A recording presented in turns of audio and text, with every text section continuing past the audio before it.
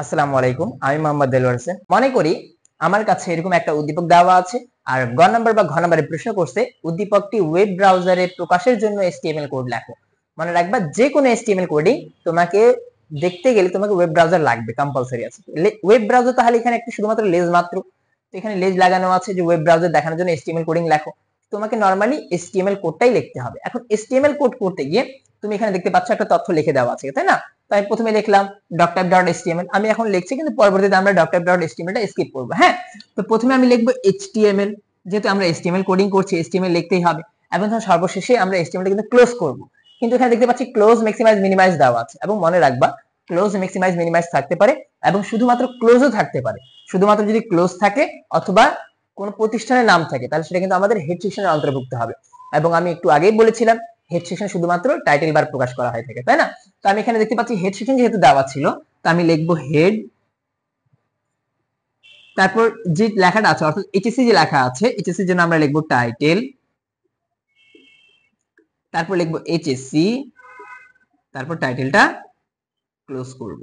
এতটুকু বুঝতে পেরেছি। তারপর আমাদের এই যে হেড সেকশনটা শেষ হয়ে গেল না, যার কারণে আমরা হেডটা ক্লোজ করব। আশা করা যায় ততটা এতটুকু আমরা বুঝতে পারছি। তো যা দেওয়া থাকবে এখানে সেটা টাইটেল ট্যাগের মধ্যে ওখানে আসবে। তো এটা হয়ে গেল আমাদের হেড সেকশনের কাজ, অর্থাৎ প্রথম অংশের কাজ। এখন দ্বিতীয় অংশে আসলাম। তো দ্বিতীয় অংশ আমাদের কি ছিল? বডি ছিল। আচ্ছা, এখানে একটা তথ্য মনে রাখবা, আমরা কিন্তু একটা তথ্যগুলো চাপাই লিখছি। হ্যাঁ, চাপাই কেন লিখছি? কারণ আমি দেখো তুমি নরমালি HTML এর পাশে তুমি HTML, তুমি যদি কেউ যদি লিখতে চায় যে HTML লিখলো, তারপরে হেড লিখলো, লিখতে পারবে, ঠিক আছে? এটার জন্য HTML কোনো প্রকার ভুল হয় না, এরকম করে তুমি লিখতে পারবা। বাট আমরা খাতাটা যাতে একটু সুন্দরভাবে দেখায় এই জন্য HTML লেখার পর একটু হেড সেকশনটা চাপাই দিয়েছি, তারপর টাইটেলটা চাপাই দিয়েছি এবং হেডের নিচে টাইটেলটা, হেডটা ক্লোজ করেছি, তার নিচে আবার বডিটা ওপেন করছি। হ্যাঁ, এরকম হলে করলেই হবে কি তোমার খাতাটা একটু সুন্দর দেখাবে। ওকে, তো HTML লিখলাম, হেড লিখে হেড সেকশনে কাজ করলাম, তারপর হেডটা ক্লোজ করে দিলাম, বডি সেকশনে আসলাম। দেখতে পাচ্ছি এখানে 3টি লাইনের মতো লেখা আছে। হ্যাঁ, তো এই তথ্যটাকে আমরা প্যারাগ্রাফ আকারে ধরতে পারি। আমি প্রথমেই পি ধরে নিলাম। পি হচ্ছে একটা নরমালি আলুর মতো ধরে নাও, যেমন প্রত্যেকটা সবজিতে যায় না, তরকারিতে দেওয়া যায় পি, আলু। তো এই জন্য আমরা লিখে দিলাম এখানে পি, যে প্রত্যেকটা তরকারির মতো দেওয়া যাবে। ঠিক একইভাবে এখানে পি দ্বারা আমরা প্যারাগ্রাফ লিখছি। যে কোনো নরমাল প্যারাগ্রাফ তুমি তৈরি করার জন্য পি ট্যাগটা ব্যবহার করতে পারবা। ওকে, এখন পি লিখলাম, তো কি লেখা ছিল ওখানে? দা বুক, লিখে দিলাম দা বুক। এখন তুমি যদি লক্ষ্য করে দেখো বুকের পর অফ কিন্তু এদিকে আসতে পারতো, কিন্তু অফ এদিকে দেওয়া নেই, লাইন ব্রেক করছে এখানে। তো খাতার মধ্যে না উদ্দীপকের যদি কোনো তথ্য লাইন ব্রেক করে, মানে এক লাইনের পর দ্বিতীয় লাইনে যদি নেমে আসে, তাহলে তার জন্য আমাকে একটা ট্যাগ ব্যবহার করতে হয় যেটাকে বলা হয় বিআর। আর বিআর একটি এমটি ট্যাগ, বিআর এর পূর্ণরূপ হচ্ছে লাইন ব্রেকার। ওকে, তো আমি দেখো যখন আমি এখানে লাইন তো শেষ হয়ে গেছে আমার, এখানে লাইন ব্রেকার দিলাম, ঠিক অফ লেখা ছিল এখানে, তো আমি আবার অফ লিখবো, আবার লাইন ব্রেক করছে, তাহলে আমি আবার কি লিখবো? বিআর দিই, ঠিক আছে না? বিআর দিলাম, তারপর কি লেখা আছে? আইসিটি লেখা আছে, তাহলে আমি এখানে আইসিটি লিখে দিতে পারি। তো আইসিটি আমি এখানে লিখে দিলাম আইসিটি, ঠিক আছে না? তো এইভাবে করে যে কোনো তথ্য তুমি করতে পারবা। দেখো যতবার লাইন ব্রেক করবে ততবার তোমাকে বিআর ট্যাগটা ব্যবহার করতে হবে। এখন তুমি বলবা স্যার এরপরে তো লাইন ব্রেক করছে, কিন্তু এরপরে তো কোনো তথ্য লেখা নেই, এই জন্য আমরা আর বিআর ট্যাগটি দেইনি। সাপোজ যদি মনে করো এরপর আরো কোনো তথ্য দেওয়া থাকতো, তাহলে আমি আবার এখানে বিআর দিয়ে পরের তথ্যটা লিখতাম। এখন আমাদের প্যারাগ্রাফ শেষ, তাহলে আমরা কি করব? পিটা ক্লোজ করব। এখন কেউ যদি বলে স্যার আমি পিটার নিচে দিয়ে ক্লোজ করব, কোনো আপত্তি নেই, তুমি নিচেও ক্লোজ করতে পারবে, তার পাশেও ক্লোজ করতে পারবা, এবং সম্পূর্ণ অংশটা আমাদের শেষ হয়ে গেছে না? তাহলে আমরা কি করব এবার? আমরা এবার বডি ক্লোজ করব, তাই না? এবং মাথায় রাখবা যখন সম্পূর্ণ HTML যেহেতু আমাদের শেষ, তাহলে আমরা অ্যাঙ্গেল ব্র্যাকেটের পরে আমরা লিখে দিব HTML টা ক্লোজ করব। দেখো আমি আবার বলছি ক্লোজ কিভাবে করছি, আমরা স্ল্যাশ দেওয়া আছে, স্ল্যাশ দেওয়া থাকলে ক্লোজ হবে। এখন দেখো এতটুকু তথ্য তোমার কাছে অ্যানসার করে দেওয়া আছে, এবং এটার মাধ্যমে এটাও প্রশ্ন হতে পারে যে উদ্দীপকে ব্যবহৃত ট্যাগ সমূহ ব্যাখ্যা করো, ঠিক আছে? আমি ট্যাগের একটা লিস্ট তোমাদের এখানে লিংকে দিয়ে দিব, ঠিক আছে? এবং তোমরা সেই লিস্টের স্ক্রিনশট করে রাখতে পারো অথবা ডাউনলোড করে নিতে পারো। হ্যাঁ, তো এটার মাধ্যমে আমরা সম্পূর্ণ তথ্যগুলো জানতে পারবো যে কোনটা কোন ধরনের ট্যাগ আছে। আপাতত আমরা দেখছি HTML দেওয়া আছে, হেড দেওয়া আছে এবং টাইটেল দিয়ে টাইটেলটা ক্লোজ করে দেওয়া আছে। বডি লিখলাম, বডি দিয়ে প্যারাগ্রাফের জন্য একটা পি ট্যাগ ব্যবহার করলাম, পি ট্যাগ দেওয়ার পর এখানে তথ্য যেটা দেওয়া ছিল দা বুক লিখলাম, লাইন ব্রেক করেছে এই জন্য আমরা বিআর দিয়েছি, অফ লিখলাম, আবার লাইন ব্রেক করছে, ঠিক আছে? উদ্দীপকে দেখো উদ্দীপকে লাইন ব্রেক করছে এই জন্য আমরা লিখলাম বিআর, তারপর আইসিটি লিখলাম, তারপর প্যারাগ্রাফ শেষ হয়ে গিয়েছে এই জন্য পিটা ক্লোজ করেছি, তারপর body close HTML close. Suppose মনে করো এখানে উদ্দীপকে একটা লেখা দি, এটা গাঢ় করে দেওয়া আছে, হ্যাঁ একটু ডিপ করে দিয়েছে এরকম করে, ঠিক আছে? এরকম করে গাঢ় করে দিয়েছে। তো কোনো তথ্য যদি গাঢ় করে দেওয়া থাকে সেটার জন্য আমাকে ব্যবহার করতে হয় বোল্ড। হ্যাঁ, বোল্ডের জন্য কোনটাকে ব্যবহার করবো আমরা? বি। হ্যাঁ, বি একটা কন্টেইনার ট্যাগ, তাহলে কি করব? তথ্যের আগে আমরা বি ওপেন করব এবং তথ্যের পরে আমরা কি করব? বিটা ক্লোজ করব। হ্যাঁ, তারপর আমরা লিখব, বুঝতে পারছি কোন তথ্য যদি গাঢ় করে দেওয়া থাকে সেটার জন্য আমরা কি করব, বোল্ড ট্যাগ ব্যবহার করব।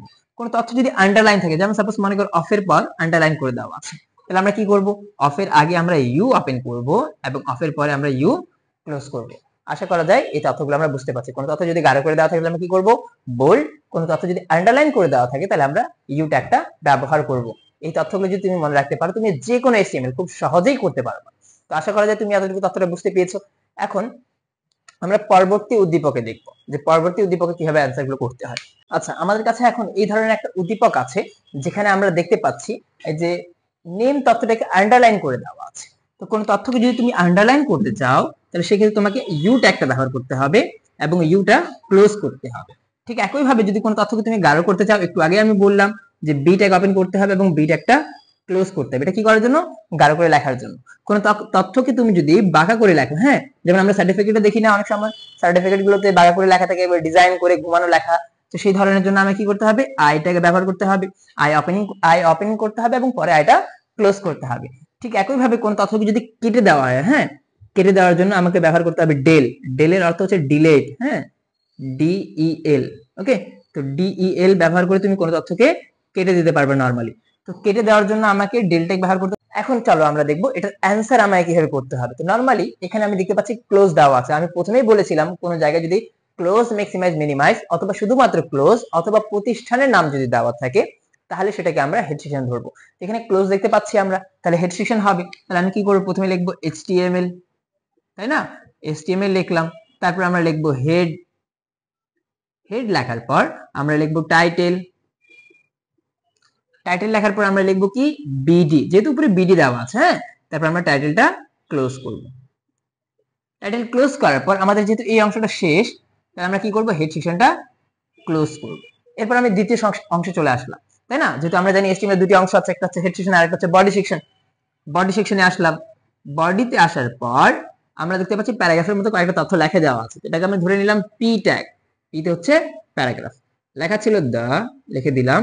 এখন দেখো নেমটাকে আন্ডারলাইন করে দেওয়া আছে না, তো আমি লিখবো ইউ নেম ইউ ক্লোজ। আচ্ছা, এখন নেম যে লিখেছি, নেম কি তোমাকে আন্ডারলাইন করতে হবে এখানে? না, আন্ডারলাইন করতে হবে না, কারণ ইউ ট্যাগের কাজই হচ্ছে তথ্যটাকে আন্ডারলাইন করে দেওয়া। তারপর দেওয়া ছিল অফ, অফ লিখলাম, লাইন ব্রেক করছে না, লাইন ব্রেক করলে আমরা লিখবো বিআর। এবং আমি আগেই বলেছিলাম বিআর একটি এমটি ট্যাগ, অর্থাৎ একটা তথ্য দিলেই সেটা কিন্তু একবারেই কাজ করবে, এখানে তোমাকে আর আলাদা কোনো তথ্য ব্যবহার করতে হবে না, ক্লোজ করতে হবে না। ঠিক আছে, আচ্ছা, তারপর বিআর দিলাম। তারপর কি দেওয়া আছে দেখো তো, আওয়ারটা আমাদের কি করে দেওয়া আছে, গাঢ় করে দেওয়া আছে। আমি একটু আগে বললাম যে গাঢ় করে দেওয়া থাকলে কি করতে হবে, বোল্ড ট্যাগ ব্যবহার করতে হবে। আমি বি ট্যাগ ওপেন করলাম, হ্যাঁ, বিতে কি হবে, বোল্ড। আচ্ছা, আমার খাতায় মনে করে এদিকে যদি জায়গা না থাকে তাহলে আমি নিচের দিকে কিন্তু আসতে পারবো। আমি লিখলাম আওয়ার, তারপর বিটা ক্লোজ করতে হবে। দেখো বারবার জিনিসটা মাথায় রাখবা, খাতায় যদি জায়গা না থাকে তার জন্য বিআর ব্যবহার করতে হচ্ছে না, কোয়েশ্চেনে যদি লাইনটা ব্রেক করছে তার জন্য তোমাকে বিআর ব্যবহার করতে হচ্ছে। আচ্ছা, আরেকটা বিষয়, আমি যে বিআর ব্যবহার করেছি তারপরে কি আমাকে নিচের লাইন থেকে লিখতে হবে? না, তুমি তার পাশে যদি জায়গা থাকে তুমি তার পাশ থেকেও লিখতে পারবে, ঠিক আছে, কোনো সমস্যা হবে না। তারপর আমরা লিখলাম আওয়ার, তারপর আমরা লিখলাম কান্ট্রি। কান্ট্রি লিখলাম। এখন দেখো আবার কিন্তু কান্ট্রির পর লাইন ব্রেক করছে, লাইন ব্রেক করলে কি করতে হবে, আমাদেরকে লিখতে হবে বিআর। বিআর লিখলাম, তারপরে দেখো বিডিটা কিন্তু কেটে দেওয়া আছে, তো কেটে দেওয়া থাকলে আমরা কি করব, লিখবো ডেল।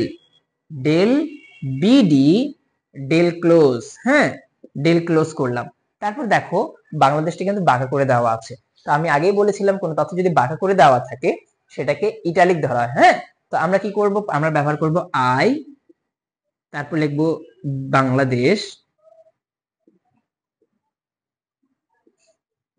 তারপর আমরা আই ক্লোজ করব।